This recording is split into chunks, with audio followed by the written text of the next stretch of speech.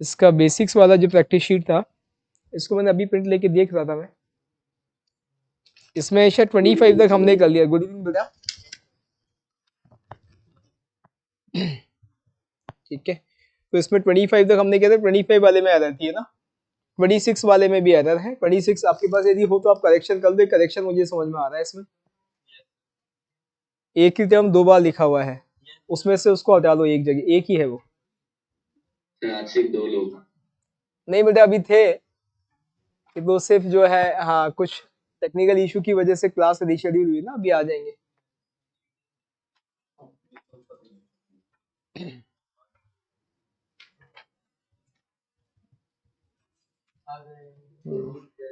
Good evening बेटा। Good evening. Good evening बेटा।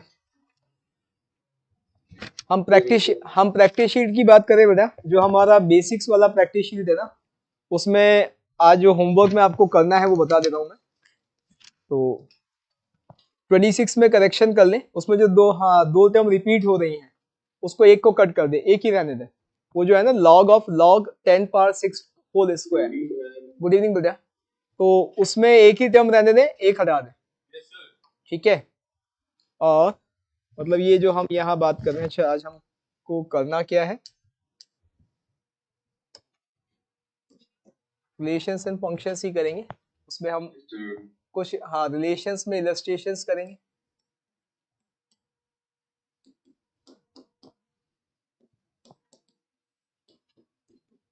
और फिर हम जो है स्पेशल फंक्शंस की बात करेंगे,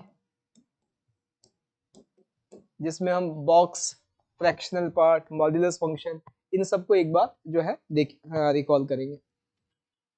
होमवर्क जो हमें जिसकी मैं बात कर रहा हूँ प्रैक्टिस शीट में 26 क्वेश्चन में ये जो टर्म लिखा हुआ है ये 2 बार लिखा हुआ है,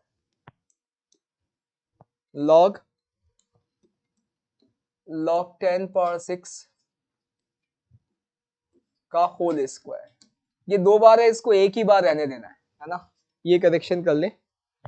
बाकी एज सच मुझे आगे के क्वेश्चन में कुछ ऐसा दिख नहीं रहा जहाँ कोई एरर नजर आ रही हो।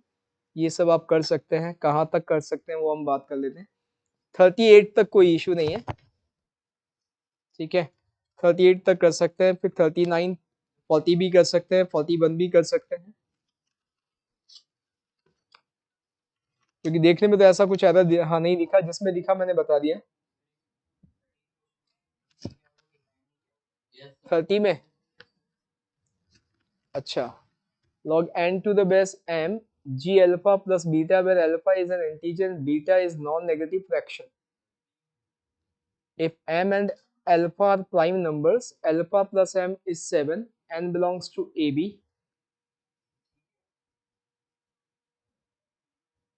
The non-zero absolute value of b minus 5a. g मतलब आप लिख लें g कोई एक इंटीजर है।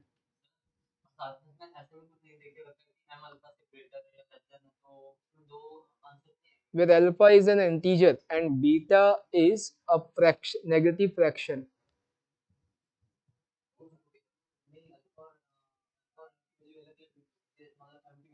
नहीं जी हटा दो, जी होगा ही नहीं है यहाँ पर।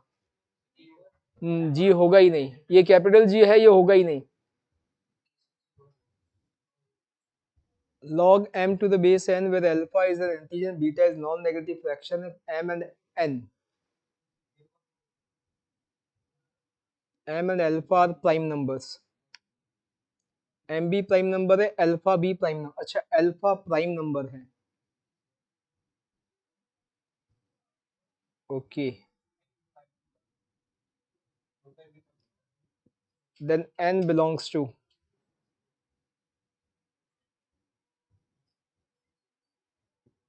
आप निकालें, इसमें जी हटा दें बस है ना, बाकी जी हटा दो बाकी आएगा। 39 40 41 तक करना है। इसके बाद 43 वाला, 44 वाला, इनमें सच तो कुछ दिख नहीं रहा कि कोई एरर है ना। नहीं ये मत करना अभी, ग्राफ वाला 42 है ना, ये हम क्लास जब हम फंक्शन में पढ़ लेंगे उसके बाद करिएगा। तो 45 तक कर लें, है ना, 42 को छोड़ के, 25 से 45, 42 को छोड़ के हम वो डिस्कस करेंगे कल। पढ़े हुए हैं, ग्राफिकल ट्रांसमिशन किया हुआ है आप लोगों ने, तो फिर कर लो आप, फिर तो इश्यू ही नहीं है यदि आप लोगों ने पढ़ा हुआ है तो। है कोई बात नहीं, हम आराम से पहले एक बार हाँ प्रॉपर पढ़ लेते हैं। जो लोग कर सकते हैं वो कर लो, जिनको दिक्कत है, जिनको लगता है कि नहीं कर पाएंगे, वो हम जब ग्राफिकल ट्रांसमिशन करेंगे तब कर लेंगे, ठीक है। ओहो, कब बाबू, आज तो 17 लोग आ गए हैं। कहाँ से, कौन कौन वापस आया है बताओ भैया एक बार। है हाँ, एक होंगे तो भी, हाँ नहीं वो तो भी, हाँ रोज होते हैं हम तो। आज कौन कौन हाँ वापस आया है, नया आया है? अर्नब, आप कहाँ थे भैया? नहीं वेस्ट बंगाल से तो हैं, ठीक है, लेकिन आप अभी नए ज्वाइन किए बच्चे या पहले भी आए थे आप?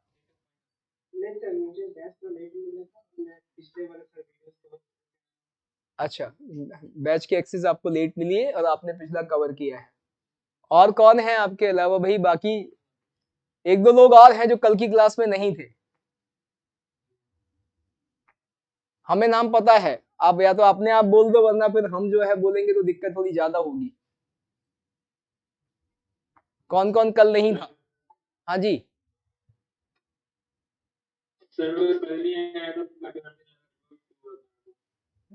समझ में नहीं आया आपकी बात। अच्छा नेटवर्क इशू है, ये कॉमन प्रॉब्लम है यार। अब तो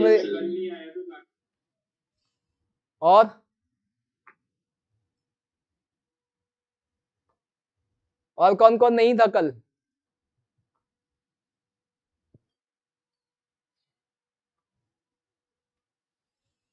अजितेश था, अंगद था, सार्थक था, देव भी था कल, यशवर्धन भी था, अंकिता।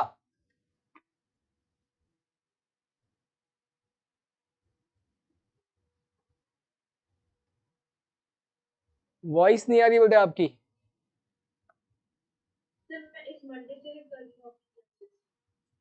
कल की क्लास में कहाँ थे आप?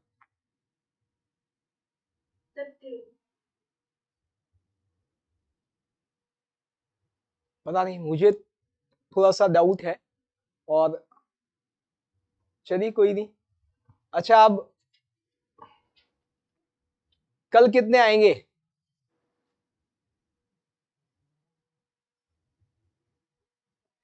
ये नाम जो है ना, नाम और ये हाथ बिल्कुल दिमाग मेरे, हाँ दिमाग में बिल्कुल पिक्चर सेट हो रही है। कर दिया उसने। अभी बाकी लोग भी हैं नेक्स्ट पेज पे, यहाँ से करना, एक मिनट देखें। सार्थक, यश,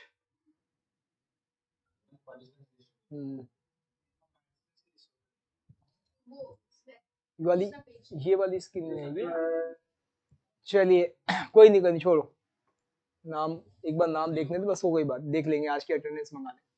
अब कल से मैं अटेंडेंस लूंगा, है ना, आज से ही ले रहा हूँ, मतलब आज मैंने अभी अटेंडेंस जो है मंगा लेनी है आपकी। तो कल से जो नहीं आएगा वो या तो मुझे पहले हाँ नोटिस भेजेगा कि भाई ये रीजन है सर, पहले से प्रियर इन्फॉर्मेशन होगी, और या फिर अगली क्लास से फिर वो नहीं आएगा, मैं बाहर कर दूंगा। आपको पता है देखो यहाँ पर एक, हाँ ये माउस चलाने की देर है, बाहर तो कोई भी किसी को भी किया जा सकता है, क्योंकि मैं नहीं चाहता कि इस बैच में मतलब ऐसा कुछ भी न्यूसेंस हो कि बस आ रहे हैं चल रहे हैं, बिल्कुल एम मतलब क्लास की तरह, स्कूल की तरह चल रहा है। या तो आप अपना नॉर्मल बैच जो है उसमें पकड़ लो, उसमें जब आपकी मर्जी हो तब जाओ ना, क्या दिक्कत है। रिकॉर्डेड आपको मिलता है, उसका ये मतलब नहीं है कि आप क्लास कभी भी छोड़ दें। रिकॉर्डेड सिर्फ आपकी, हाँ आपको इसलिए मिलता है कि कहीं कोई चीज है जो आपको वापस रिकॉल करनी है तो आप देख पाए, या ये नोट्स जो आपको आप नहीं बना रहे हैं तो ये मिल जाए। लेकिन आप यकीन मानिए रिकॉर्डेड में और लाइव में फर्क होता है, इसीलिए लाइव वाला सिस्टम जो है वो बनाया गया है। आपको कुछ वहाँ, आप नॉर्मल बैचेस में क्लास करते हैं तो मुझे आपको पता है ना कि भाई कम से कम 5-6 हजार बच्चा होता है, कौन सुनता है आपकी वहां पर? नहीं सुनते ना। तो डेफिनेटली यदि आपको उसी पैटर्न पे मजा आता है कि कोई आपकी तरफ ना देखे, कोई आपको ना सुने, तो फिर ज्यादा बढ़िया है उन्हीं बैचेस में, क्योंकि फिर वहां वो जनरलाइज पढ़ाया जा रहा है कि भाई ठीक है सबको जो, हाँ सारी जनता को जो समझ में आ जाए, आपके लिए कुछ अलग से वहां नहीं किया जाए। तो आपको जब अलग किया गया है तो उसका फायदा उठाएं, तो वो फायदा आपको लाइव में ही मिलेगा। चलिए, तो हम लोग जो है कल हमने लास्ट में हाँ रिफ्लेक्सिव और ये सब कर लिया था, है ना। तो चलिए इसी पे बात करते हैं। जो हम बात कर रहे थे रिलेशन में बेटा, तो हमने क्लासिफिकेशन ऑफ रिलेशन में पहली बात करी थी कौन सा, रिफ्लेक्सिव रिलेशन। और रिफ्लेक्सिव रिलेशन में क्या कहा था कि भैया A should be related to A for all A belongs to set A, जहां आप इस रिलेशन R को सेट A से सेट A पर डिफाइन कर रहे हैं। तो A का हर एलिमेंट जो है वो खुद से रिलेट होना चाहिए, तो उस केस में आपका जो है रिलेशन क्या होगा, रिफ्लेक्सिव रिलेशन होगा। बोलिए क्या कह रहे हैं आप अग्रवाल साहब। अच्छा, फिर इसी तरह से यहां पर हमने कल बात कर ली थी बेटा सिमेट्रिक की। कोई भी रिलेशन सिमेट्रिक कब होगा, उसके लिए ये है कि if A related to B and B related to C, then A should related to C।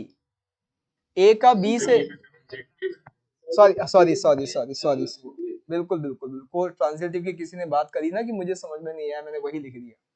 If A related to B then B related to A, ये ध्यान रखना है, ये है तो इसकी बात करनी है वरना नहीं करनी।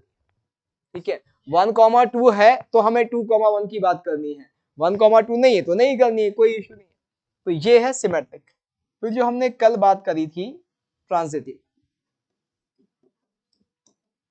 ट्रांजिटिव रिलेशन कब होगा, उसके लिए वही जो अभी अभी हमने लिखा था कि if A is related with B and B is related with C, then A should related with C। यदि ऐसा है कि A का B से रिलेशन है, B का C से है, तो A और C का भी आपस में रिलेशन होना चाहिए, उस केस में हमारे पास क्या होगा कि रिलेशन ट्रांजिटिव होगा। और हमने कल ये भी बात कर ली थी कि यदि कोई भी रिलेशन इन तीनों को सेटिस्फाई कर रहा है, इसका मतलब वो रिफ्लेक्सिव भी है, सिमेट्रिक भी है, तो वो हाँ कैसा रिलेशन होगा, इक्विवेलेंस रिलेशन होगा। तो वो रिलेशन होगा इक्विवेलेंस रिलेशन। ठीक, तो ये ध्यान रखना, ये सारी बातें हमने कल कर ली थी, एक दो एग्जांपल भी हमने लिए थे, और हमारे कुछ एग्जांपल ऐसे थे जिसमें खाली सिमेट्रिक आ रहा था, या हाँ एक इकलौता एग्जांपल था जिसमें इक्विवेलेंस आ रहा था। ठीक, हाँ पैरेलल लाइंस, और भी हम एग्जांपल अभी लेंगे बेटा। ये तीन तो हमने ये बात तो कर ली थी। इसके साथ साथ हमारा एक चीज जो हमें ध्यान रखनी है, और वो है एंटी सिमेट्रिक रिलेशन।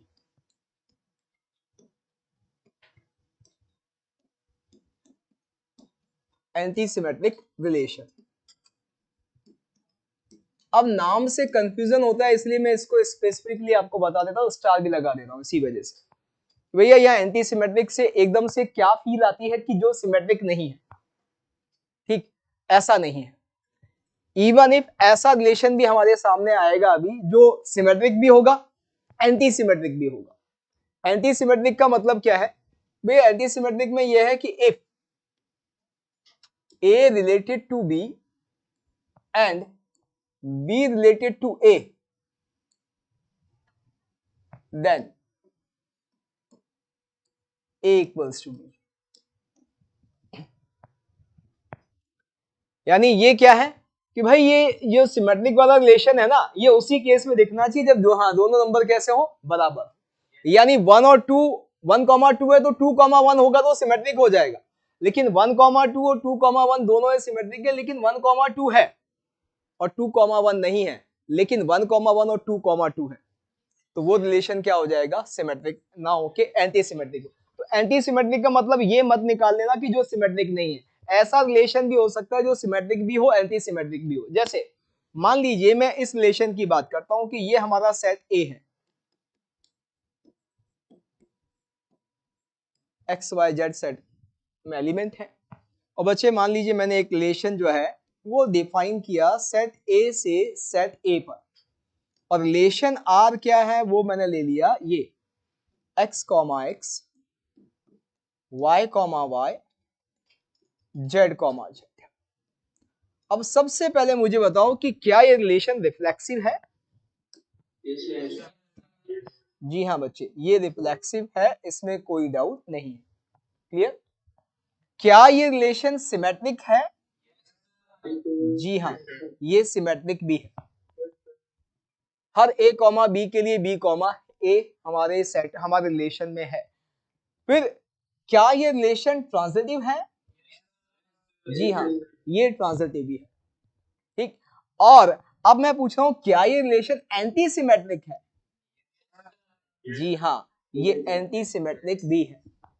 तो ये चीज ध्यान रखनी है, एंटी सिमेट्रिक और सिमेट्रिक का मतलब ये कतई नहीं है कि दोनों एक दूसरे के, ये दोनों एक ही फंक्शन एक ही रिलेशन में दोनों प्रॉपर्टी भी हो सकती है, symmetric as well as anti symmetric. हाँ, यदि मैं यहां पर मान लीजिए ये छोटा सा एड ऑन कर दूं,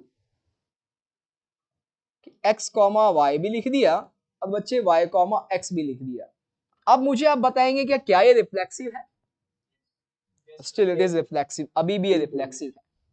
क्या ये सिमेट्रिक है? जी हाँ, अभी भी ये सिमेट्रिक है। क्या ये ट्रांजिटिव है?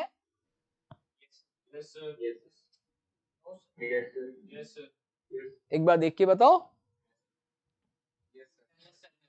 ट्रांजिटिव भी है, बिल्कुल है, ट्रांजिटिव भी है। क्योंकि हमें क्या हम ट्रांजिटिव में क्या पकड़ना है? एक्स कॉमा एक्स और एक्स कॉमा वाई, तो एक्स कॉमा वाई होना चाहिए, तो है, कोई डाउट नहीं है। इसी तरह से y comma y, y comma x, तो फिर क्या होना चाहिए? वाई कॉमा एक्स होना चाहिए, तो वाई कॉमा एक्स है। इसी तरह से x comma y, y comma x, तो एक्स कॉमा एक्स होना चाहिए, बिल्कुल है, कोई डाउट ही नहीं है, इसका मतलब ट्रांजिटिव भी है। क्या ये एंटी सिमेट्रिक है? नहीं, इस बार ये एंटी सिमेट्रिक नहीं है, क्योंकि अनइक्वल एलिमेंट्स के लिए भी ये ए कॉमा बी और बी कॉमा ए वाली केस सेटिस्फाई कर रहा है। यानी एंटी सिमेट्रिक में सिर्फ क्या ध्यान रखना है कि ए कॉमा बी और बी कॉमा ए दोनों एक साथ उसी केस में हो सकते हैं जब नंबर आपस में इक्वल हो, तभी एंटी सिमेट्रिक होगा। अब इस रिलेशन को जो हमने इनिशियली लिखा था, ये जो रिलेशन लिखा था, this relation known as identity relation. जैसे आपने हो सकता है आइडेंटिटी फंक्शन पढ़ा हो y इक्वल्स टू एक्स, कि जो दिया वही मिल गया, जो हमने पहला एलिमेंट लिया इनपुट लिया वही आउटपुट है, तो ऐसे फंक्शन को हम क्या बोलेंगे? Identity function. तो रिलेशन भी वही कि हर एलिमेंट यदि खुद से रिलेटेड है तो वो रिलेशन क्या है? Identity relation. अब मुझे बताओ क्या आइडेंटिटी रिलेशन रिफ्लेक्सिव है? बिल्कुल है, लेकिन इसका रिवर्स सही होगा क्या? क्या हर रिफ्लेक्सिव रिलेशन आइडेंटिटी रिलेशन होगा क्या? नहीं। ये रहा हमारे पास एग्जांपल, हमने चेंज किया था उसके बाद भी हमारा रिलेशन रिफ्लेक्सिव था, बट ये आइडेंटिटी रिलेशन नहीं है। तो आइडेंटिटी रिलेशन में सिर्फ और सिर्फ क्या होगा? सिर्फ एक ही चीज होगी कि भैया ए कॉमा ए जो है वो रिलेशन में होना चाहिए for all A belongs to A, और ये भी ध्यान रखना है ओनली, सिर्फ यही होना चाहिए, इसके अलावा नहीं। ए का रिलेशन सिर्फ ए से हो, किसी और से ना हो, बी का रिलेशन सिर्फ बी से हो, वही जो है वो हमारा आइडेंटिटी रिलेशन होगा। ऐसे ही एक और टर्म है that is universal relation. Universal relation क्या होगा भैया? ये सीधा सीधा हमारा ए क्रॉस बी। यदि कोई रिलेशन हमने सेट ए से सेट बी पर बनाया है तो पूरा ए क्रॉस बी जो ले लिया जाएगा वो क्या होगा? वो यूनिवर्सल हर रिलेशन होगा। ये हमने कल देखा भी था कि हर रिलेशन क्या होता है? ए क्रॉस बी का सबसेट होता है। तो जो ए क्रॉस बी के इक्वल हो जाए वही रिलेशन क्या है? यूनिवर्सल रिलेशन है, जिसमें सब कुछ आ गया, कुछ बचा नहीं। एक और चीज ध्यान रखनी है कि यदि कोई रिलेशन आपका ऐसा हो जो रिफ्लेक्सिव भी हो, ट्रांजिटिव भी हो और एंटी सिमेट्रिक भी हो, यानी कौन कौन सा? रिफ्लेक्सिव होगा, प्लस ट्रांजिटिव होगा, प्लस एंटी सिमेट्रिक होगा, ऐसे रिलेशन को बोलते हैं, एक बार पूछा भी गया है, पार्शियल ऑर्डर रिलेशन।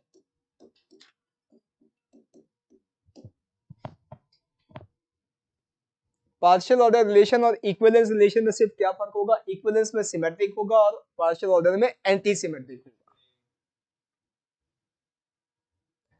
और है चारों से हमें कोई नहीं, चारों होना बस, हमें तो पार्शियल ऑर्डर के लिए वो तीनों होना चाहिए। तो ये जो हमने यहाँ लिखा ना, ये कौन सा, ये हमारा आइडेंटिटी रिलेशन, ये यदि आप देखो तो इक्विवेलेंस भी है और पार्शियल ऑर्डर रिलेशन भी है।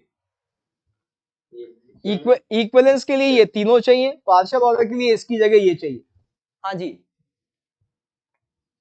सर ऐसे नहीं बोल सकते कि सारे एंटी सिमेट्रिक होंगे, सारे एंटी सिमेट्रिक होंगे, सारे एंटी सिमेट्रिक होंगे, ये बताओ भाई बाकी लोग भी क्यों? नो सर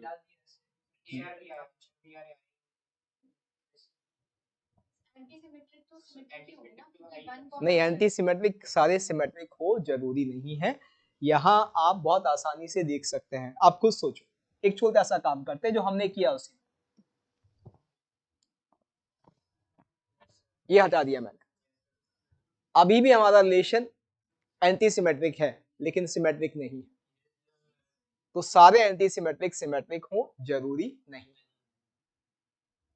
ठीक है ना? Is it clear?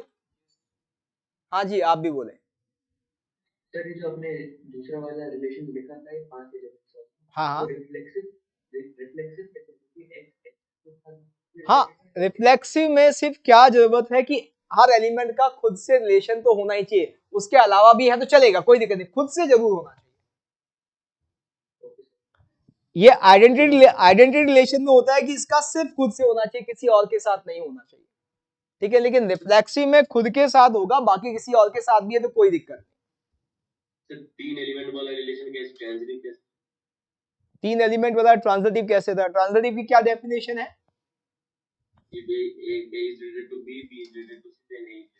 इसका मतलब ये इफ पर डिपेंडेंट है, ये है तो ये बात करनी है, नहीं है तो नहीं करनी, बस खत्म।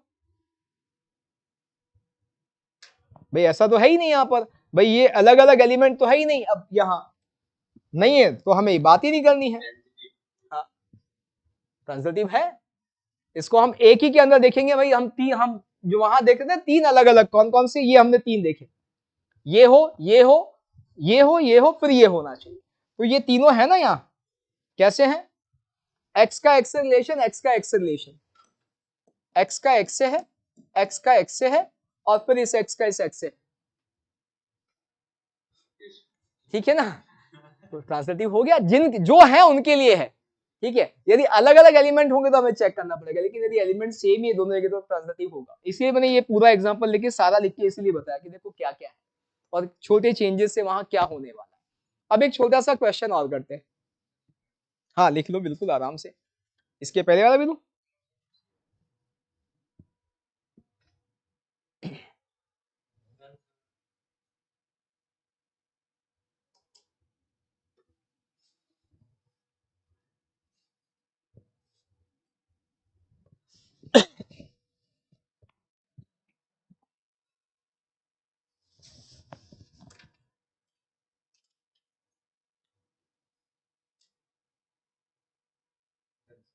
ठीक है,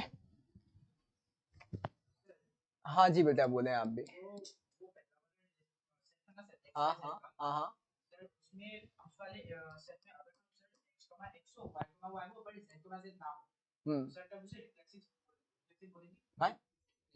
हर एलिमेंट का होना चाहिए, फॉर ऑल लिखा था देखो आप, for all A belongs to A, हर एलिमेंट के लिए होना चाहिए। तो यदि आप यहां से ये जेड कॉमा जेड हटा देंगे तो फिर ये रिफ्लेक्सिव नहीं है, ठीक है ना? मान लीजिए एक आर रिलेशन है, नेचुरल नंबर के सेट से नेचुरल नंबर पर डिफाइन है, और आर में मैंने लिखा बेटा मान लीजिए 1,2 और 2,5, ये लिख दिया मैंने, ठीक? अब आप मुझे बताएं कि मिनिमम कितने नंबर ऑफ एलिमेंट्स या ऑर्डर्ड पेयर यहां पर ऐड किए जाएं ताकि ये रिलेशन आर जो है वो इक्विवेलेंस रिलेशन हो जाए। Find minimum number of ordered pairs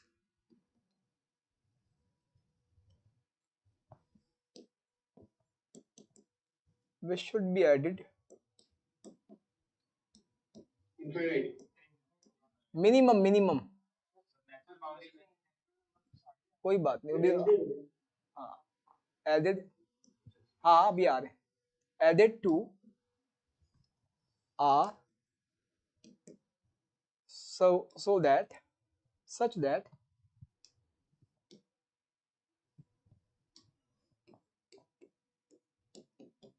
R becomes a reflexive relation. हाँ अब सॉरी इक्विवेलेंस रिलेशन.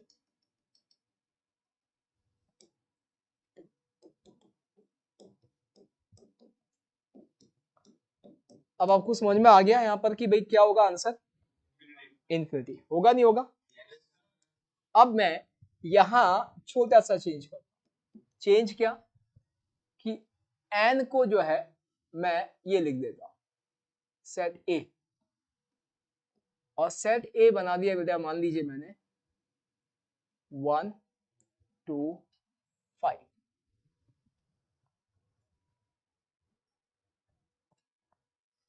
अब बताएं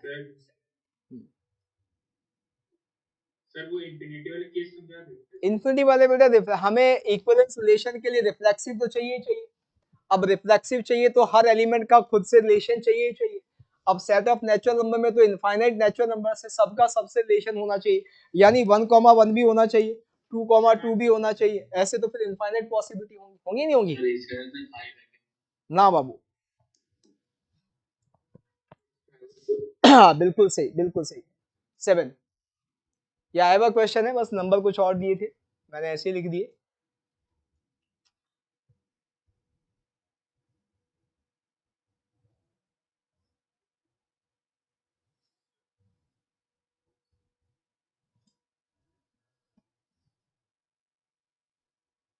आप देखेंगे तो मिनिमम 7 एलिमेंट्स आपको ऐड करने पड़ेंगे जिसके लिए जिससे कि ये हाँ आर जो है वो क्या बन जाएगा एक इक्विवेलेंस रिलेशन बन जाएगा. देखो इक्विवेलेंस के लिए सबसे पहली चीज तो हमें क्या क्या चाहिए होता है जो एड ऑन करने हैं मैं वो यहाँ पे लिख देता हूँ कि जो हमें एड ऑन करने हैं वो कौन से होने चाहिए. रिफ्लेक्सिव बनाने के लिए हर एलिमेंट का खुद से रिलेशन चाहिए ही चाहिए जो यहाँ पर नहीं दिया हुआ है. तो तीन तो बच्चे ये होंगे ही होंगे. फिर हमें सिमेट्रिक अभी रिफ्लेक्सिव बना दिया हमने. अब हमें क्या करना है सिमेट्रिक बनाना है. सिमेट्रिक के लिए हमें दिख रहा है कि भाई यहाँ पे 1,2 और 2,5 है तो हमें 2,1 भी चाहिएगा और 5,2 भी चाहिएगा नहीं चाहिएगा. अभी हमारा जो भी है उसमें दिख रहा है कि ये मिनिमम वो नंबर है जिससे कि रिफ्लेक्सिव भी बन गया और सिमेट्रिक भी बन गया. यदि वो रिफ्लेक्सिव और सिमेट्रिक सिर्फ 2 ही की बात करता तो 5 एलिमेंट. यदि वो रिफ्लेक्सिव की बात करता हो 3 एलिमेंट. अब वो बात कर रहा है कि नहीं हमें तो इक्विवेलेंस चाहिए ट्रांजिटिव की बात भी कर रहा है तो ट्रांजिटिव के लिए जाना पड़ेगा. अब ट्रांजिटिव के लिए एक एक करके आपको यहाँ चेक करना ही पड़ेगा क्या क्या दिख रहा है आपको. देखो आप यदि 1,2 और इसी तरह से बच्चे यदि हम 2,5 को देखें तो 1 और 5 का रिलेशन होना चाहिए था वो यहाँ पर नहीं है तो 1,5 हमें लेना पड़ेगा. और हमें ध्यान रखना है कि सिमेट्रिक बना के रखना है तो 1,5 के साथ हमें क्या और लेना पड़ेगा 5,1 भी लेना पड़ेगा ताकि सिमेट्रिक हो जाए. अब बाकी सब में इससे देखो इससे ट्रांजिटिव की बात करना बेकार है. ये तो वापस अपने में आ रहा है तो हमें इनसे बात नहीं करनी. हमेशा जो अलग अलग एलिमेंट है उन्हीं पे फोकस करिएगा. तो अब दिख रहा है कि बाकी सब देखें तो 1 2 2 1 1 1 है मेरे पास कोई दिक्कत नहीं है. इसी तरह से बच्चे कुछ और देखो यहाँ पे सारी चीजें हमें दिख रही है 2 5 और इसी तरह से 5 5 2 5 है 2 5 5 2 2 2 है. तो अब दिख रहा है कि ट्रांजिटिव भी बन गया यानी ये इक्विवेलेंस रिलेशन बन गया. तो हमें मिनिमम कितने नंबर एलिमेंट्स ऐड करने पड़ेंगे 7. इवन इफ यहाँ तो मिनिमम की बात करना ही बेकार है. यदि हमने सेट में ऐसा कर दिया है तो मिनिमम की बात करना बेकार है. क्यों सेट में 3 एलिमेंट है अब इससे ज्यादा तो कर ही सकते. रिफ्लेक्सिव हमने बना दिया सारे एलिमेंट कवर कर लिए हमने सारी पॉसिबिलिटीज दे दी. ठीक है ना. चलिए अगला क्वेश्चन करते हैं एक और. बिल्कुल जिन लोगों ने कर लिया उनको यही लिख देते हैं क्वेश्चन. देखो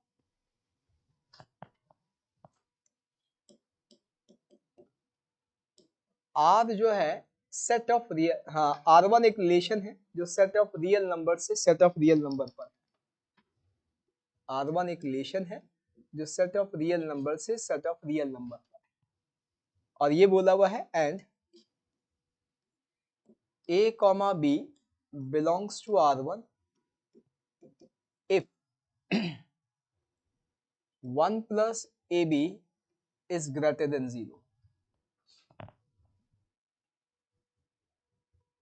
तो मुझे इस R के बारे में सारी चीजें बता दें, ये R निकाल लें, ये रिफ्लेक्सिव ट्रांजिटिव क्या है क्या नहीं है, इसकी रेंज निकाल लें, इसका डोमेन निकाल लें, सब बता दें मुझे।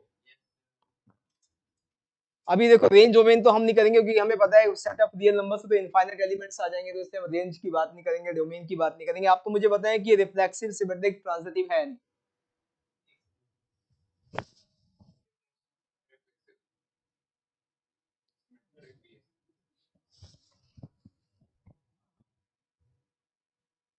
रिफ्लेक्सिव है, सिमेट्रिक है, ट्रांजिटिव है, इक्विवेलेंस है, इनके आंसर दो।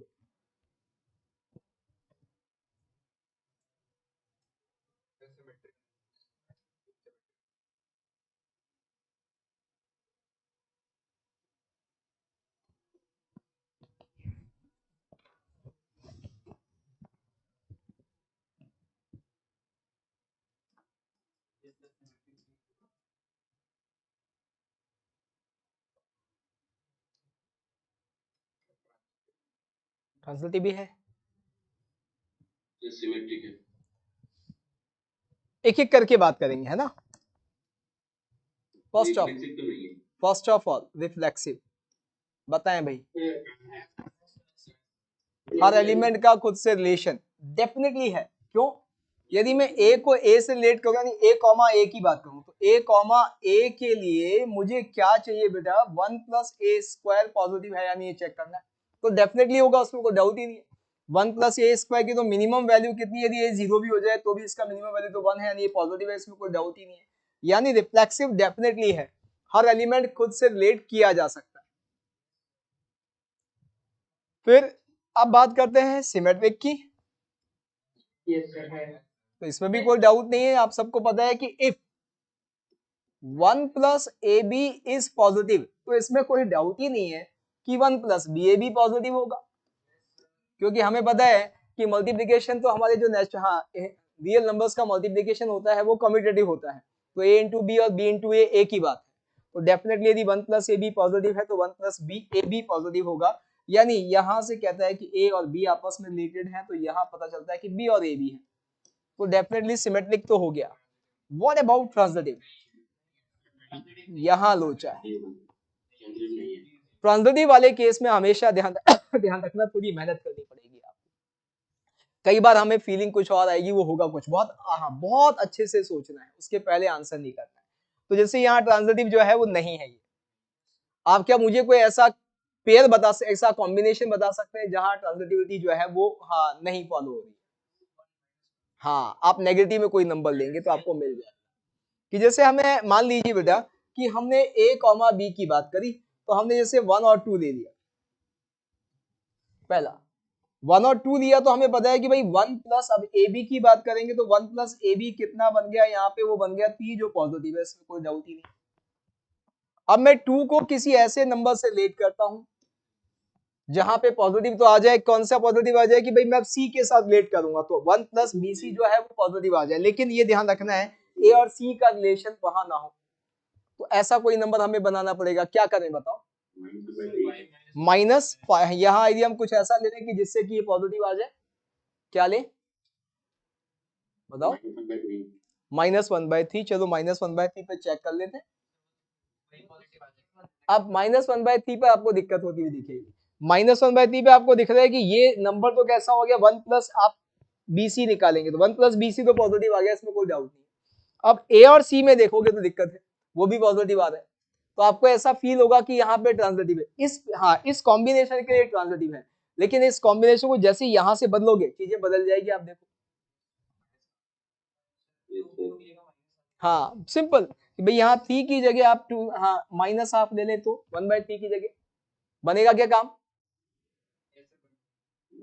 नहीं बन रहा अभी भी। अभी भी नहीं बनेगी। हाँ, अभी भी यदि आप देखोगे तो ये तो आपस में रिलेट नहीं हो रहे, ये तो आपस में रिलेट नहीं हो रहे। क्यों नहीं हो रहे हैं? क्योंकि हमें ये वाली कंडीशन ही नहीं दिख रही, ये तो जीरो हो जा रहा है। हाँ, ये तो जीरो हो जा रहा है, तो अब क्या करें? हाँ, बहुत सारे ऐसे एग्जाम्पल ले सकते हैं, बहुत सारे। यहाँ पे इसके भी बन जाएंगे, इसमें भी बन जाएंगे। भाई हमें क्या चाहिए? हमें इस 2 के साथ एक नंबर ऐसा चाहिए जो पॉजिटिव हो, जिसका प्रोडक्ट 1 पे ऐड करने के साथ पॉजिटिव आ जाए, लेकिन जब 1 के साथ जाए तो नेगेटिव आ जाए। इवन इफ आप देखो इसको ऐसे डील करें तो और आसान हो जाएगा। -1 -2 जो अभी आपने देखा था, भी अभी ये रिलेटेड है या नहीं है? बिल्कुल है। इस -2 का रिलेशन किसी के साथ बना दें आप। -2 का रिलेशन 1 के साथ है क्या? बताओ। -2 का 1 के साथ नहीं है, लेकिन किसी के साथ, किसके साथ बना सकते हैं? -1/2। प्लस में लो ताकि मजा, ताकि आपको आसानी से देखे। इसीलिए मैं बोल रहा हूँ ट्रांसलेटिव में आपको मेहनत करनी पड़ेगी। बहुत सारे लोग देखो अभी मुझे जैसे, हाँ दीप्ति है, दीप्ति दिख रही है, दीप्ति पेन नहीं चला रही, बस देख रही है। हाँ, ये यही आप रैंडमली मत लो, सोच के लो कैसे हमें सारी चीजें। तो आप ये कॉम्बिनेशन जो है वो आपको देखना पड़ेगा। हमें एब्सोल्यूट वैल्यू जो है, यदि नेगेटिव बनाना है 1 + AB, तो AB वाला जो पार्ट है उसका एब्सोल्यूट वैल्यू 1 से ज्यादा होना चाहिए। ये सोच के लो, रैंडमली लोगे तो काम बनेगा ही नहीं कभी भी आपका।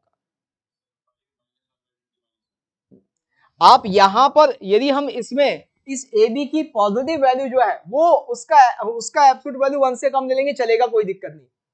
इसे आप 1/20 ले लो, कोई दिक्कत नहीं है। लेकिन यहां यदि नेगेटिव चाह रहे हैं तो फिर आपको -1 से कम वैल्यू ले ली, लोअर वैल्यू लेनी पड़ेगी। कॉम्बिनेशन उस हिसाब से सोचें। हाँ, बहुत सारे बनेंगे बेटा। मैं चाह रहा हूँ कि सभी लोग बोले एक एक अपने अपने, बस यही है। बाकी और कोई बनेंगे तो बहुत सारे इनफाइनाइट पॉसिबिलिटीज हैं। जिन जिनको मिल गया वो हाथ खड़ा कर दो बस, बाकी मुझे कोई मतलब नहीं। हाँ, ऑफलाइन में तो सबको मिल गया है, पता है। जिसको नहीं मिला है तो वो सोचे। मैं चाह रहा हूँ सब अपने से सोचें। और सबसे बढ़िया तरीका है, एक जगह जब आप नेगेटिव चाह रहे हैं तो एब्सोल्यूट वैल्यू 1 से ज्यादा होनी चाहिए। पॉजिटिव में एब्सोल्यूट वैल्यू से कोई लेना देना नहीं है, वो 1 से बहुत छोटी होगी तो भी हमारा काम बन जाएगा।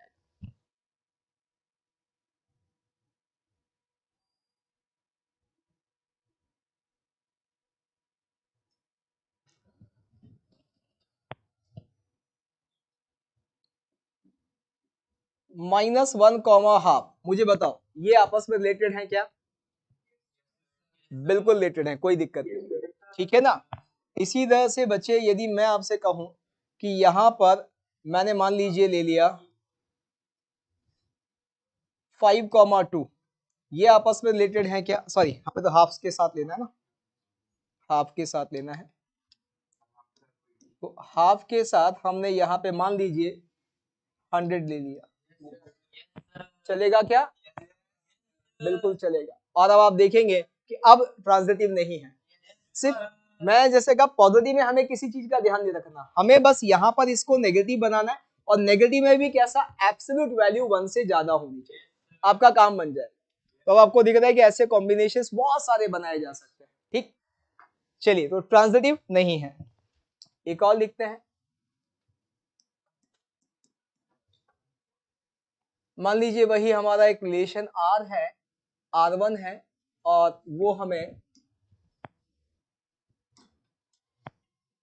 सेट ऑफ रियल नंबर से सेट ऑफ रियल नंबर ही दिया हुआ है, और x, y जो है वो R1 से रिलेटेड है, R1 में है। if x - y plus √5 is irrational number।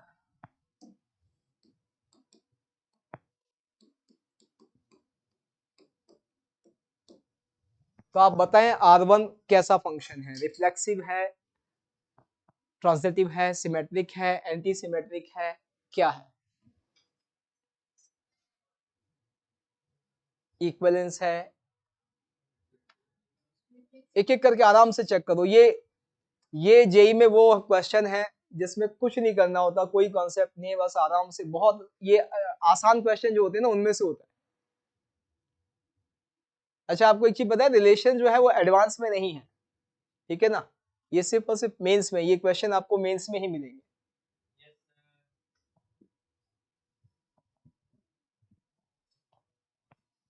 Function है एडवांस में।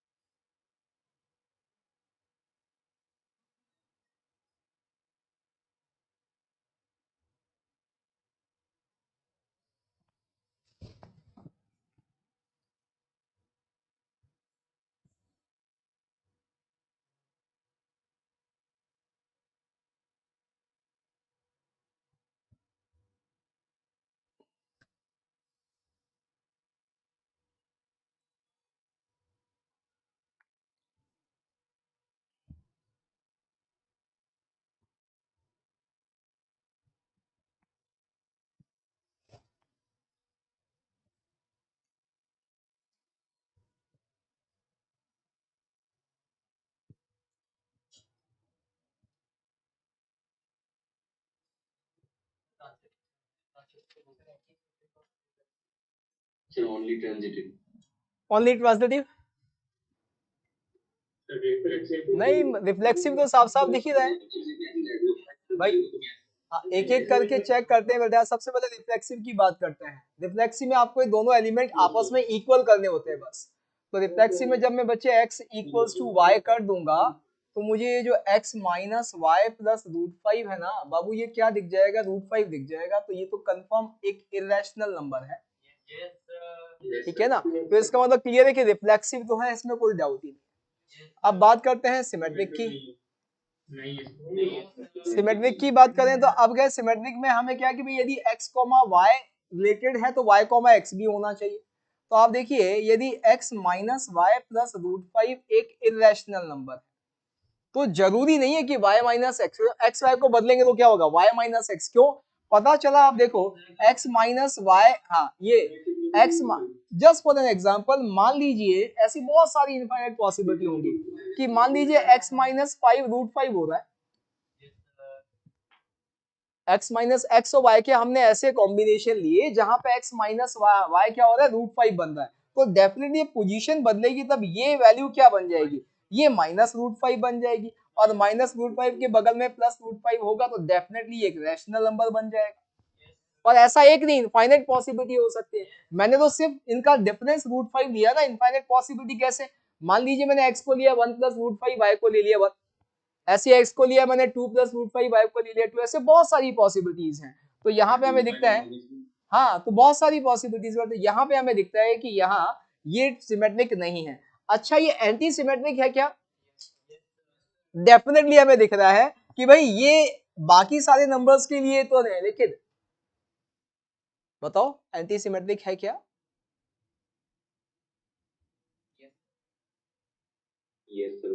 ना ना ना ना, सेम पर वो हो रहा है, वो अलग अलग बात है, लेकिन बहुत सारे दूसरे भी मिलेंगे आपको जहां ये हो रहा होगा। हाँ ऐसे बहुत सारे दूसरे भी मिलेंगे। आपने मान लीजिए x और y आपने दोनों ही रैशनल नंबर ले लिए, तो रैशनल नंबर का सम और डिफरेंस क्या आएगा, रैशनल ही आएगा। अब वहां पे ये √5 उसे इरेशनल बना के रखेगा, तो ये एंटी सिमेट्रिक नहीं है। एंटी सिमेट्रिक कहता है कि भैया a, b और b, a दोनों सिर्फ उसी केस में होंगे जब सिर्फ और सिर्फ वो दोनों आपस में बराबर हो। जबकि यहाँ ऐसे बहुत सारे कॉम्बिनेशन मिलेंगे। जैसे हम यहाँ बात करें, हमें पता है कि 1, 2 रिलेटेड है आपस में, साथ ही साथ आप देखो 2, 1 भी है, इसमें भी कोई डाउट नहीं। तो यहाँ पे आप देखो, यहाँ इन नंबर ये एंटी सिमेट्रिक वाली केस जो है ना उसको बना करना है कि एंटी सिमेट्रिक नहीं है। यहाँ सिमेट्रिक वाली केस भी दिख रहे हैं लेकिन सारी जगह पॉसिबल नहीं है, इसलिए ना सिमेट्रिक है ना ही एंटी सिमेट्रिक है। आप यहाँ साथ में लिख सकते हैं कि this is also not anti symmetric. ये एंटी सिमेट्रिक भी, एंटी सिमेट्रिक में बेटा एक ही चीज होती है कि ये a, b और b, a दोनों सिर्फ और सिर्फ उसी केस में हमारे रिलेशन में होते हैं जब ए और बी बराबर हो जाए, जबकि हमें दिख रहा है हमारे इस वाले रिलेशन में ये भी है और ये भी है, और यहाँ पे दोनों नंबर अनइक्वल हैं, सेम नहीं है। यहां लिखा है सिर्फ और सिर्फ ओनली दिस, ये बोला कि ये दोनों सिर्फ इस केस में, और किसी केस में नहीं होने चाहिए ए बी और बी ए, इसलिए ये एंटी सिमेट्रिक नहीं है। क्लियर? चलिए अब बताएं ट्रांजिटिव है क्या बेटा? ट्रांजिटिव नहीं है। क्यों नहीं है? कोई ऐसा एग्जांपल आपके सामने निकाला सबने? बहुत बढ़िया, बहुत सारे मिल जाएंगे ऐसे अब आपको। तो यहाँ पे ये ट्रांजिटिव भी नहीं है, ये सिर्फ और सिर्फ रिफ्लेक्सिव रिलेशन। मिल जाएंगे बहुत सारे कॉम्बिनेशन, इनफाइनाइट कॉम्बिनेशन मिलेंगे आपको।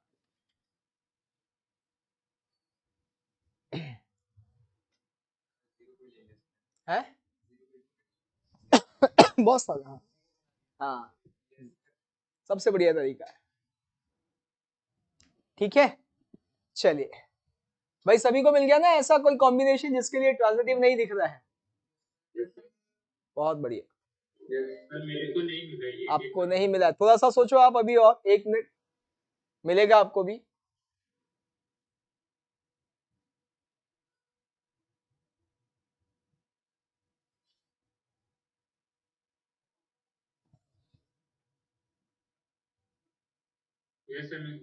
मिल गया ना?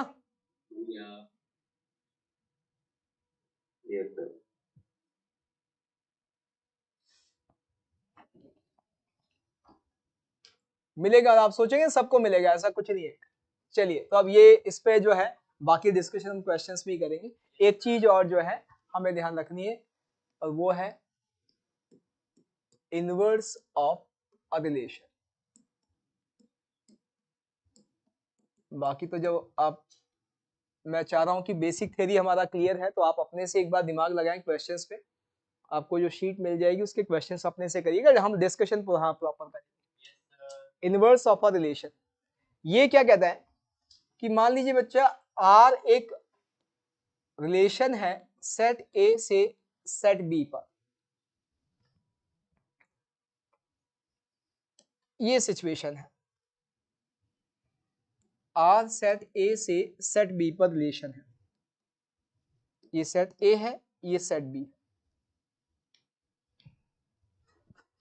और इस रिलेशन में क्या है कि यहाँ का ये एलिमेंट मान लीजिए x1 एलिमेंट जो है वो किसी y1 से एसोसिएटेड है, यहाँ का x2 किसी y2 से एसोसिएटेड है, ऐसे x3 किसी y3 से एसोसिएटेड है, ऐसे चल रहा है, और यहाँ x4 किसी y4 से एसोसिएटेड। इसका उल्टा भी यहाँ बहुत सारी चीजें हो सकती है, हमें पता है कि ऐसा भी हो सकता है कि x1 जो है y1 के साथ साथ y2 के साथ भी हो, ये भी संभावना है, हमें पता है। इवन इफ हमें यहाँ पे ये भी पता है कि यहाँ कहीं x5 हो वो भी y1 के साथ हो, ये सारी पॉसिबिलिटीज है, क्योंकि रिलेशन में किसी तरह का कोई रेस्ट्रिक्शन नहीं है, कोई बाउंडेशन नहीं है। इनवर्स रिलेशन क्या कहलाता है कि किसी भी रिलेशन आ जो कि ए से बी में, इस रिलेशन को देखने का नजरिया बदल दो। ए से बी की जगह आप कैसे देखें इसे, बी से ए देखें, तो जो बी से ए आपको दिखेगा वो आर का इनवर्स होगा। ठीक, यानी यहाँ जो बी से ए वाला जो हमें मैपिंग दिख रहा है, जो वो क्या दिखेगा, इसे मैपिंग बोलते हैं। जिस तरह ये हम दो सेट बना के ऐसे लाइन बनाते हैं ना, इसे मैपिंग बोलते हैं। कि देखिए रिलेशन को भी एक्सप्रेस करने के 3 तरीके होते हैं, जैसे सेट को एक्सप्रेस करने के 2 तरीके होते हैं, कौन कौन से?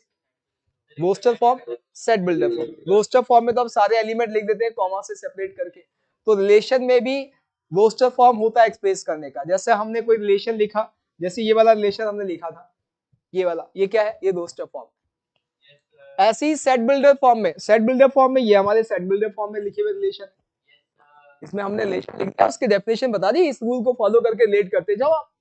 ठीक है, तो ये कौन सा है, सेट बिल्डर फॉर्म है।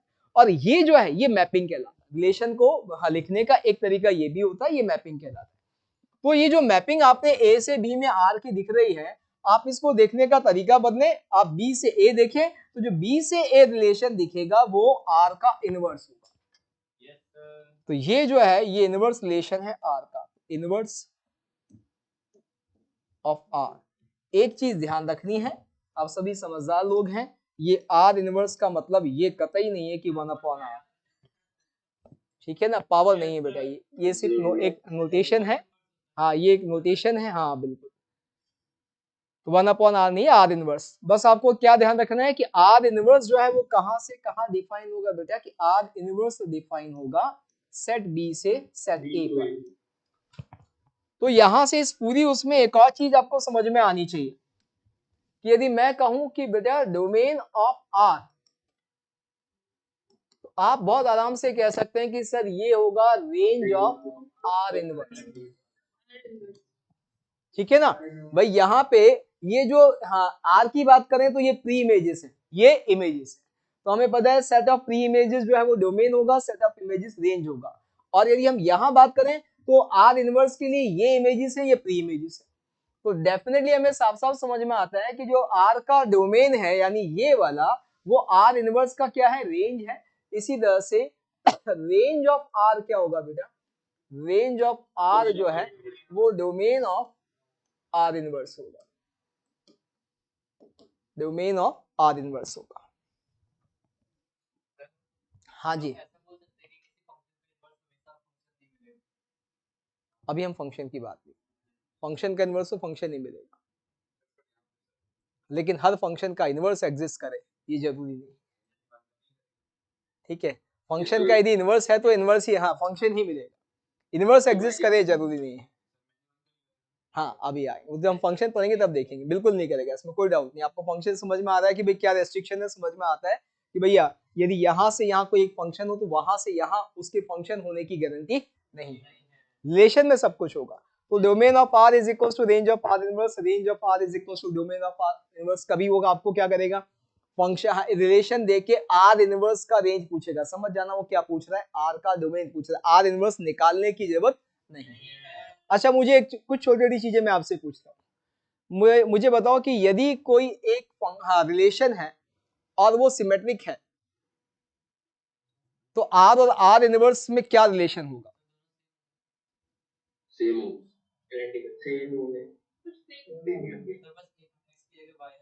सेम। यदि रिलेशन सिमेट्रिक है तो आपको समझ में आना चाहिए कि आर और आर इनवर्स एग्जैक्टली इक्वल होंगे।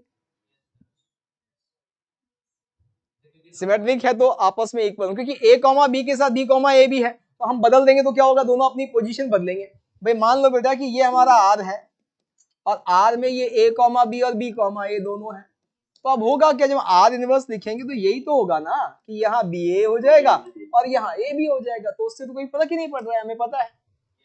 तो सिमेट्रिक रिलेशन यदि है तो डेफिनेटली वो और उसका इनवर्स आपस में क्या होगा, बराबर।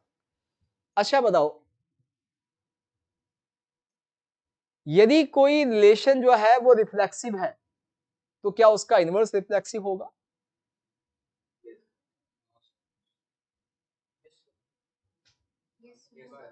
होगा, इसमें कोई डाउट ही नहीं है, बदलने से कुछ हो ही नहीं रहा है वहां, तो हमें दिख रहा है तो रिफ्लेक्सिव है, तो रिफ्लेक्सिव रिलेशन का इनवर्स भी जो है वो रिफ्लेक्सिव ही होगा। सिमेट्रिक में तो आपको पता ही है कि आपस में दोनों इक्वल ही हो गए। इसके साथ यदि हम बात करें, यदि कोई रिलेशन इक्विवेलेंस है तो क्या उसका इनवर्स इक्विवेलेंस होगा, सिमेट्रिक है। नो सर, नो सर, एक रिलेशन इनवर्स, एक रिलेशन जो है वो इक्विवेलेंस है तो क्या उसका इनवर्स इक्विवेलेंस होगा। चलिए ये आपके लिए होमवर्क है, सोचिएगा, है ना, मैं चाहता हूं कि आप खुद सोचें, ठीक है ना। हाँ आप सोचो, मैंने इसलिए समय दे रहा हूँ, मैं इसलिए समय दे रहा हूँ कि आप अपने से सोचें। मैं चाहता हूँ कि आप सोचेंगे तो आपको अपने आप सारी चीजें फील हो जाएंगी, क्योंकि यहाँ लोचा आपको समझ में आ रहा है कहाँ है, ट्रांजिटिव में हमें देखना पड़ेगा। और मैं चाहता हूँ ट्रांजिटिव वाला पार्ट जो है वो आप अपने से एक बार बहुत अच्छे से कर ले, क्योंकि वहीं पर आकर अटकते हैं मैक्सिमम जगह। तो आप चेक करेंगे, मुझे बताएंगे, कल मैं पूछूंगा इक्विवेलेंस रिलेशन का इनवर्स भी क्या इक्विवेलेंस होता है। ठीक, अब एक और चीज, दो रिलेशन इक्विवेलेंस है, ठीक है, क्या उनका इंटरसेक्शन से बनने वाला रिलेशन भी इक्विवेलेंस आएगा। हाँ, दो रिलेशन R1 R2 दोनों इक्विवेलेंस हैं, मैं आपसे पूछ रहा हूं क्या उनके इंटरसेक्शन से बनने वाला नया रिलेशन जो होगा R1 इंटरसेक्शन R2 क्या वो भी इक्विवेलेंस होगा?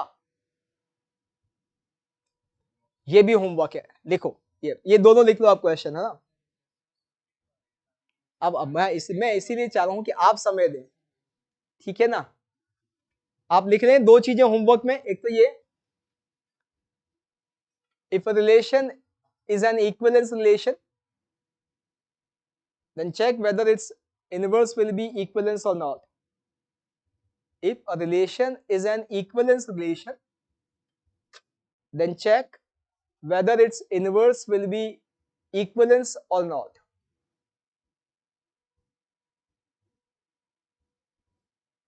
Second लिखें, if there are two relations R1 and R2 equivalence relation R1 and R2, let there are two equivalence relations R1 and R2, then check whether their intersection will be equivalence or not.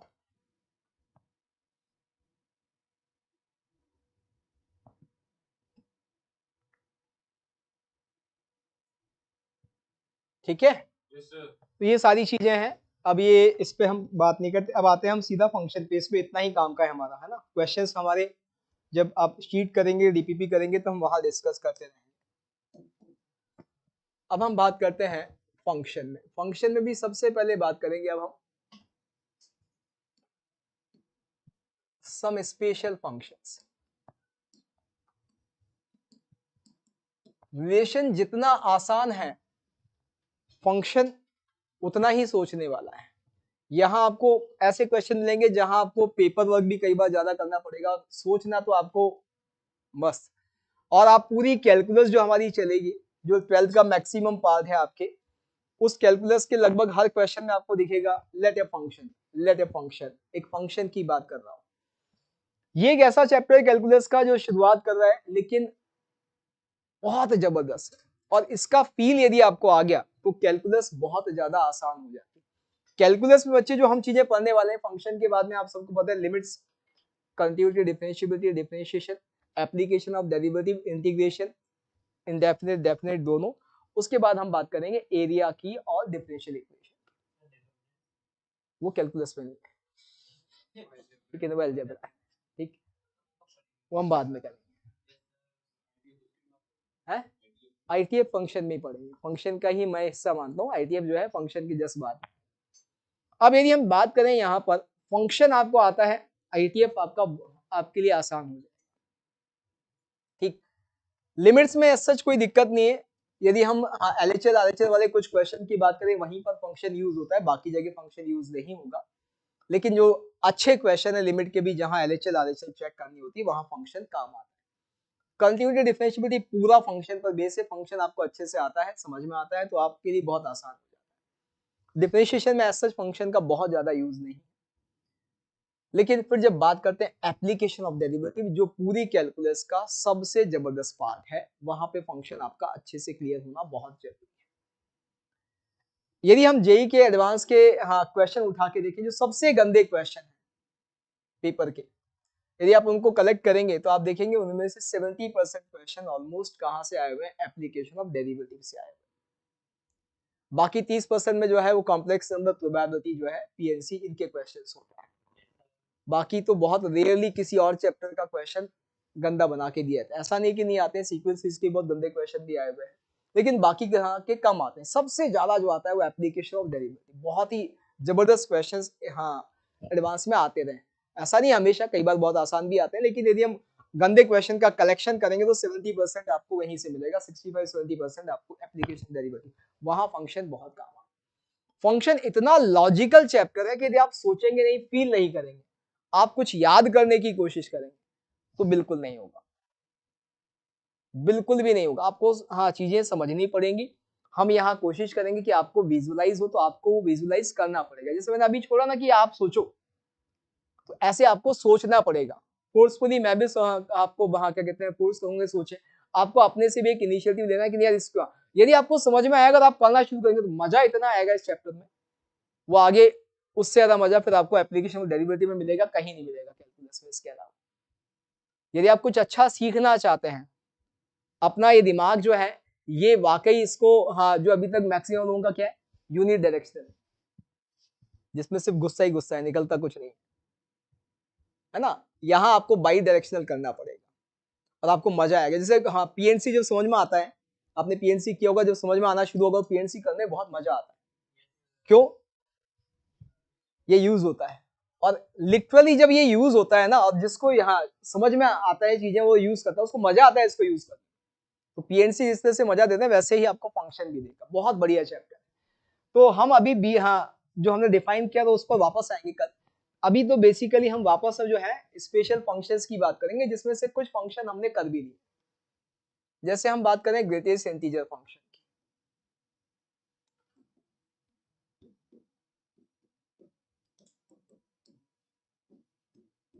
Greatest integer function sir ने भी आपको बढ़िया से करा दिया था, उसके बाद हमने भी बीच में थोड़ा सा बेसिक देख लिया था, कुछ अच्छे क्वेश्चन भी हमने इस पे कर लिए थे। तो वही यहाँ पर है y equals to x enclose in rectangular bracket, और आप सबको पता है कि ये किसके इक्वल होता है, ये होता है greatest integer which is less than equals to x।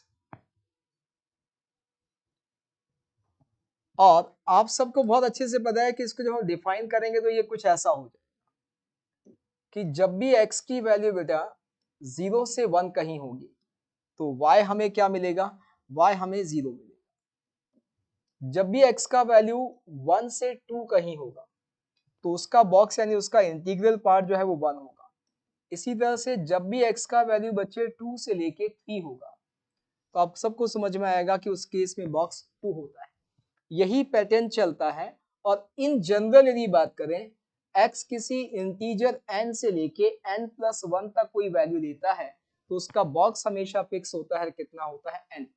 Negative side में भी आप देख सकते हैं कि x यदि बच्चे -1 से 0 जा रहा है तो बॉक्स जो है वो -1 होगा। ऐसी डेफिनेशन चलती है, ये सभी को पता है, ठीक है ना। अब यदि मैं आपसे कहूं कि क्या मुझे यहां पर आप इसका ग्राफ बना के दे सकते हैं, तो यदि हमने इसको ऐसे डिफाइन ही कर दिया तो ग्राफ तो बन जाएगा, बनेगा नहीं बनेगा? तो चलिए ग्राफ बनाते हैं।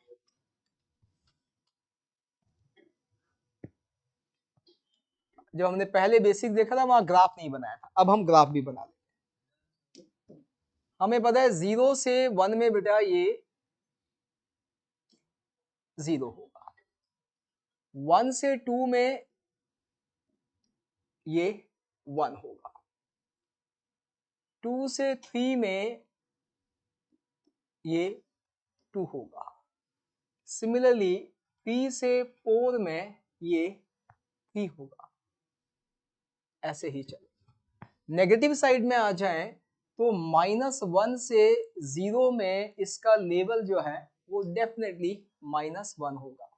इसी तरह से -2 से लेके और -1 तक इसका लेवल -2 होगा। ये जो है ये हमारा ग्रेटेस्ट इंटीजर का ग्राफ।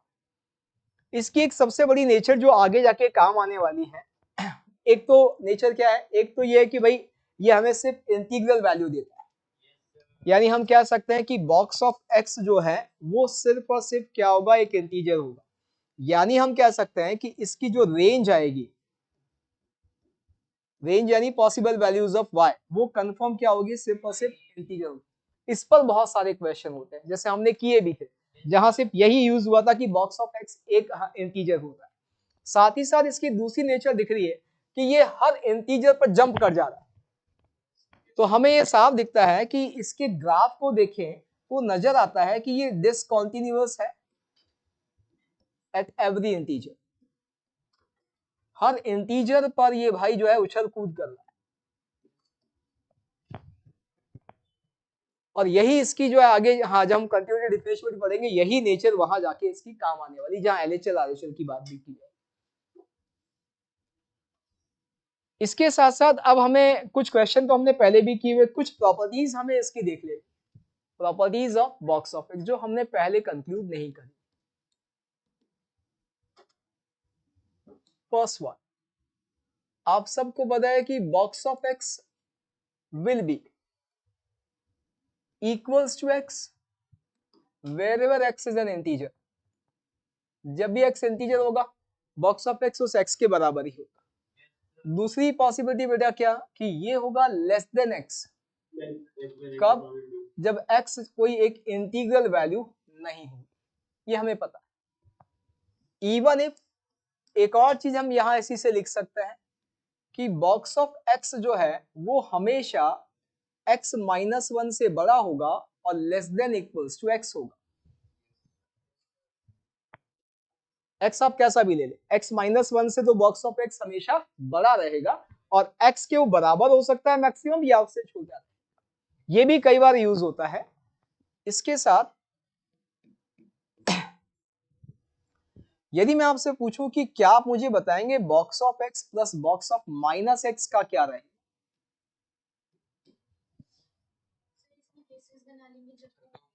या हम इसको एक काम करते हैं, पहले ऐसे देखते हैं फिर हम ये करते हैं कि बॉक्स ऑफ -x और बॉक्स ऑफ x में क्या रिलेशन है। तो जैसा भी कहा वैसे ही आप क्या करें बेटा, जब भी बॉक्स की कोई प्रॉपर्टी कंक्लूड करनी हो तो सबसे बढ़िया तरीका है दो तरह की वैल्यू, एक बार इंटीजर और एक बार नॉन इंटीजर। कभी यदि आपको कुछ नहीं समझ में आ रहा, ये दो तरह की वैल्यू पकड़ के आप सारे के सारे रिजल्ट आसानी से कंक्लूड कर सकते हैं। जैसे मान लीजिए हमने बच्चे लिया कि x हमने ले लिया, पहले कोई एक इंटीजर मान लीजिए 2 ले लिया, तो हमें पता है कि बॉक्स ऑफ x कितना होगा बाबू, वो 2 ही होगा। बॉक्स ऑफ -x कितना होगा, वो बॉक्स ऑफ -2 होगा। डेफिनेटली ये कितना होगा, -2 होगा। इस -2 को मैं माइनस ऑफ बॉक्स ऑफ 2 लिख सकता हूं, यानी मैं minus of box of x लिख सकता हूं। यानी जब x इंटीजर है तब box of -x minus box of x के बराबर है। यानी हम ऐसा कह सकते हैं कि this is equals to minus of box of x wherever x is an integer. अब इसी तरह से बच्चे यदि हम एक ऐसी वैल्यू ले लें जहां x इंटीजर नहीं है, से हमने 2.7 पकड़ लिया, तो हम जो है दूसरे केस का रिजल्ट भी आसानी से कंक्लूड कर सकते हैं कि यहां से बॉक्स ऑफ x यानी बॉक्स ऑफ 2.7 है और ये मेरे बच्चे कितना होगा, ये 2 होगा। अब जब बॉक्स ऑफ -x की बात की जाएगी तो बॉक्स ऑफ -2.7 की बात की जाएगी। आप सबको पता है कि ये -3 होगा। इस -3 को -2 -1 लिख सकते हैं और इस -2 को माइनस ऑफ बॉक्स ऑफ 2.7 लिख सकते हैं -1। यानी यहां से हमारे पास क्या आ गया, यहां से माइनस बॉक्स ऑफ x -1 आ गया। ये आ गया।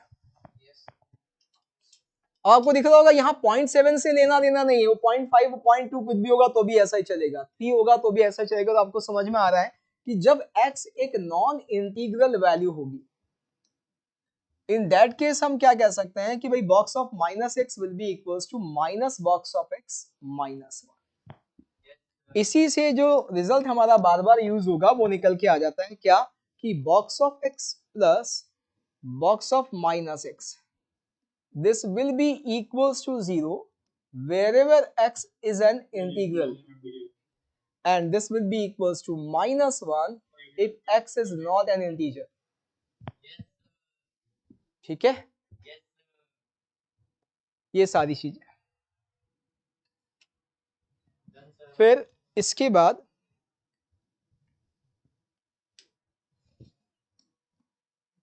Fourth property, box of x plus N integer I, this will always be equals to box of x plus I। ये हमें ध्यान रखना है। ये भी आप आराम से चेक कर सकते हैं, कोई भी आप इंटीजर नॉन इंटीजर वैल्यू लेके आप देखोगे तो होगा क्या कि यदि आप x में कोई इंटीजर ऐड कर रहे हो तो आप उसके सिर्फ इंटीग्रल पार्ट से छेड़छाड़ कर रहे हो, और इंटीग्रल पार्ट क्या कर रहे हो आप, i से इंक्रीज कर दे रहे हो यदि i पॉजिटिव है, i से डिक्रीज कर दे रहे हो यदि i नेगेटिव है। तो डेफिनेटली यदि हम इंटीग्रल पार्ट में ही छेड़छाड़ कर रहे हैं तो पहले इंटीग्रल पार्ट निकाल दे, बाद में वो छेड़छाड़ कर दे, बात एक ही है, लॉजिकली समझ में आता है। और आप चाहें तो जैसे अभी हमने यहां लिखा था वैसे लिख के भी आप चेक कर सकते हैं, मतलब लॉजिकली समझ में आता है कि यदि हम इस i से इंटीजर पार्ट ही बदल रहे हैं तो पहले इंटीजर पार्ट निकाल लो, उसके बाद बदल देंगे, उसमें कोई ऐसा इश्यू है। तो ये आपस में इक्वल हो। एक रिलेशन और है, box of x plus 0 by n plus box of x plus 1 by n plus box of x plus 2 by n till box of x plus n minus 1 upon n.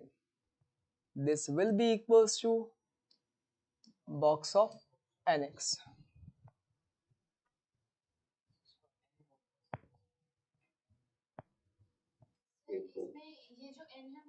हाँ, n natural number. हाँ, definitely ये सारे fraction. n belongs to unnatural.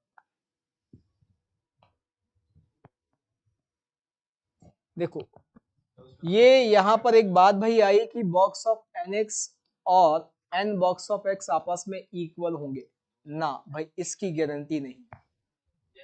वही तो है. किसको ना, x कहाँ दिया इंटीजर?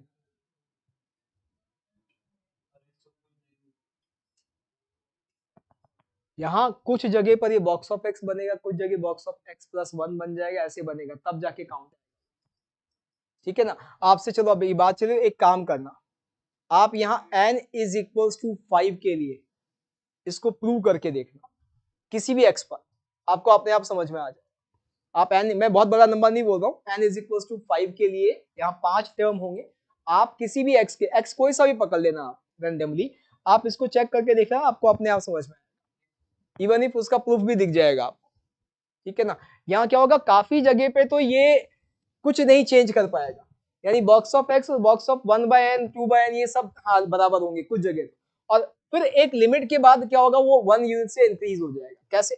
जैसे मान लीजिए x आपका 1.79 है, तो जब तक ये वैल्यू 2.1 से कम रहेगी तब तक तो हमारा बॉक्स सेव रहेगा, इसके होने ना होने से फर्क नहीं पड़ेगा. लेकिन जैसे ही 1.79 के बाद आपको ये जो फ्रैक्शन वाला पार्ट है 0.21 से ज्यादा हो जाए या 0.21 हो जाए, आपको एक इंटीजर बढ़ के मिलेगा. ठीक है ना. और क्या कभी 2 बढ़ के मिलेगा क्या? क्योंकि ये जो फ्रैक्शन है ये हमेशा लेस देन 1 है, ये फ्रैक्शन हमेशा लेस देन 1 है. तो बस आपको यही चेक करना कितनी बार बॉक्स ऑफ x मिलेगा, कितनी बार बॉक्स ऑफ x प्लस 1 मिलेगा. ठीक है ना. वहां से आपको बहुत आसानी से सारी चीजें दिख जाएगी कि ये किसके इक्वल आएगा, बॉक्स ऑफ nx के इक्वल आएगा. हाँ, मैं वही आप करके देखना 5 के लिए, आपको अपने आप ही समझ में आ जाएगा, नहीं तो मैं बता दूं. हाँ, जनरल के लिए भी हो, जनरल के लिए आप उसको फील करोगे तो हो जाएगा. हाँ, 5 के लिए वही जनरल के लिए. अब जनरल के लिए आप कैसे बताओगे, जब तक x फिक्स नहीं होगा मैं कब बढ़ाऊंगा? आप x इंटीजर भी मतलब x इंटीजर है तो फिर तो अलग. हाँ भाई, x इंटीजर होने में तो कुछ करने की जरूरत ही नहीं है, x इंटीजर होने पे तो कुछ भी करने की जरूरत नहीं है. आप क्या करते हो, इंटीजर में तो बाहर इंटीजर आ जाता है, तो इंटीजर बाहर निकालोगे सारे के बॉक्स क्या हो जाएंगे, 0. भाई जब आप इंटीजर x को बाहर निकालोगे सब जगह 0 by n 1 by n 2 by n का बॉक्स को कितना हो जाएगा, 0 हो जाएगा. तो n बॉक्स ऑफ x आ जाएगा आपके पास. ठीक है.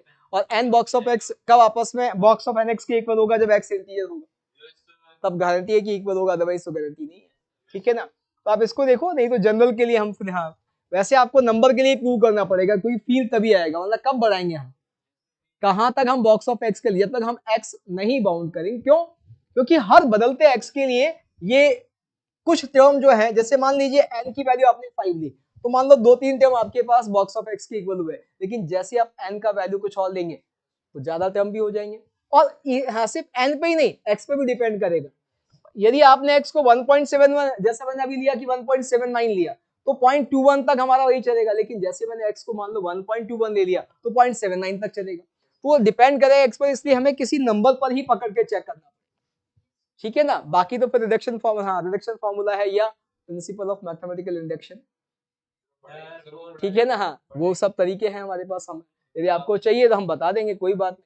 ठीक. हाँ नहीं कोई बात, अब सिलेबस से हट गया ना, अब तो सिलेबस से भी निकल गया, जेई के सिलेबस से. पीएमआई पहले सिलेबस में था, अब सिलेबस से हटा दिया गया. ठीक है. हाँ वो तो अब हाँ हटा दिया, सिलेबस से हटा दिया. ठीक, ये प्रॉपर्टीज है. अब इसमें एक और, इस फंक्शन को एक और नाम से जानते हैं। अब वो क्या है, आप इस स्केच को देखेंगे तो आपको दिखेगा ये अप स्टेयर्स है। ये कैसा है, अप स्टेयर्स है। स्टेयर्स भी कौन सा, अप स्टेयर्स। भाई ऐसे चलेंगे तो डाउन स्टेयर्स आएगा, तो ये अप स्टेयर्स है, इसलिए हम इसको एक और फंक्शन के नाम से जानते हैं, स्टेप अप फंक्शन।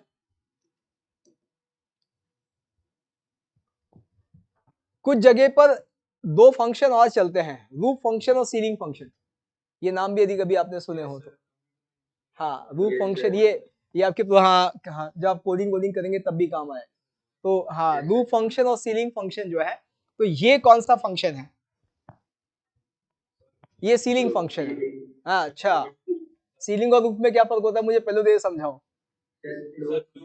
हाँ मैं इसे फ्लोर और सीलिंग, वही तो पूछ रहा हूँ, सीलिंग और रूफ में क्या फर्क होता है मुझे ये बताओ।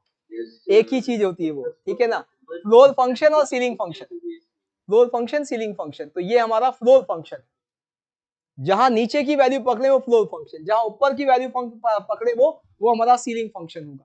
जैसे मान लो मैंने 1.2 का बॉक्स निकाला, तो 1.2 का जो हम greatest integer step up function निकाल रहे हैं, तो स्टेप अप फंक्शन से 1.2 से 1 आएगा। एक होता है स्टेप डाउन फंक्शन, जिसे हम रूफ फंक्शन या सीलिंग फंक्शन बोलते हैं। स्टेप डाउन में आप क्या पकड़ेंगे, स्टेप डाउन में बड़ी वैल्यू पकड़ेंगे।